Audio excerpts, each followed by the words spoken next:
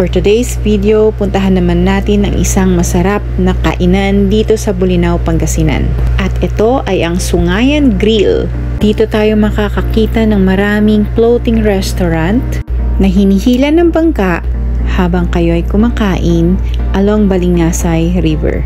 Most of us kasi is nasanay na mag-dine-in sa mga restaurant that are built on land with walls and indoor structures. Kaya perfecto sa mga naghahanap ng adventure at gusto maiba naman.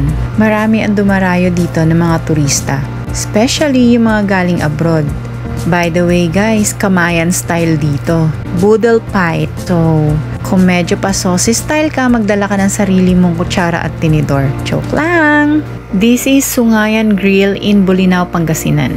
Open air dito, mapifeel mo talaga yung nature. Medyo mahaba-haba din ang lakaran pero hindi ka maboboring kasi marami kang makikita. Along the way, meron silang mga side vendors. So, may mga binibenta silang mga prutas, bagoong, sweets, mga shells, accessories at iba-iba pa na pwede mong baunin pa uwi at pasalubong sa mahal mo sa buhay na naiwan sa bahay. From the name itself, Sungayan Grill, mostly they serve grilled food. Ang salitang sungayan nga pala ay isang uri ng isda. Pero seasonal lang ito. So kapag hindi season ng sungayan, magsuserve naman sila ng alternative fish na sigurado magugustuhan din ninyo. Marami silang variety of grilled, steamed meat, and seafood. Katulad ng grilled liempo, steamed crabs, pork belly, grilled fish, na may kasamang mga side dishes. Usually nakalagay ito sa isang bilao.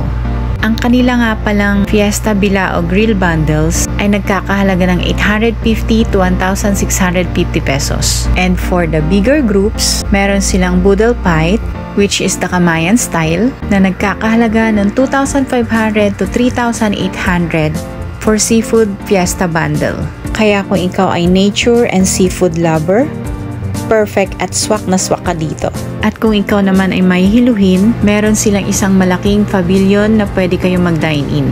Napaka-cool and aesthetic na mga floating nipahat nila dito. At bawat isa dito ay may naka-assign na boat para hilahin along the Balingasay River. Once na naka-order na kayo at na-settle na yung pagkain sa boat, mag-i-start na ang inyong river cruise. Ang saya-saya kasi fresh air. At dahil malapit na rin yung birthday ni Mama, nag-advance celebration kami dito kaya may pa-cake. So tara, sabay-sabay nating tunghayan kung ano ang mga susunod pang mangyayari.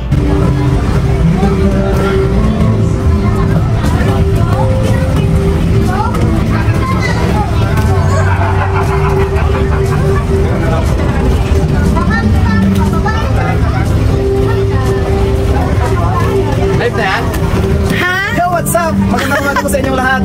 Asa pa tayo ngayon? Nandito kami ngayon sa grill in Malabon. Galingan mo ha? Asa pa tayo ngayon? Bolinao, Sungayan Grill. Tama ba yun? Sa inyong lahat. Shout out. Okay.